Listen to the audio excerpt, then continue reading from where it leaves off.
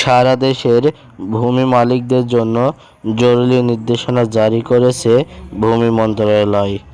আগামী ৩০ জুনের মধ্যে বকেয়াসহ চলতি অর্থবছরের ভূমি উন্নয়ন কর পরিশোধ করতে বলা হয়েছে।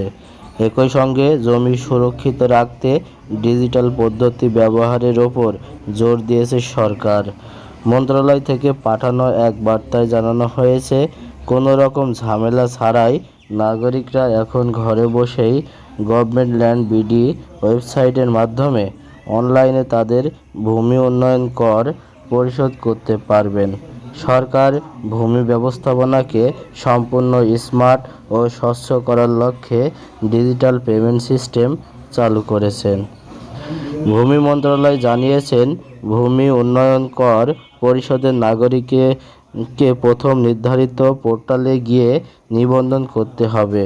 নিবন্ধিত হওয়ার পর পর্যায়ক্রমে খতিয়ান ও জোত সংক্রান্ত তথ্য প্রদান করে করের পরিমাণ জানা যাবে এবং মোবাইল বা ব্যাংকিং কার্ডের মাধ্যমে তা পরিশোধ করা যাবে। সাধারণত সরকারি অর্থবছর শেষ হয় ৩০ জুন। তাই অর্থবছরের হিসাব চুকিয়ে দিতে এবং আইনি জটিলতা এড়াতে এই সময়ের মধ্যে খাজনা পরিশোধ করতে হবে।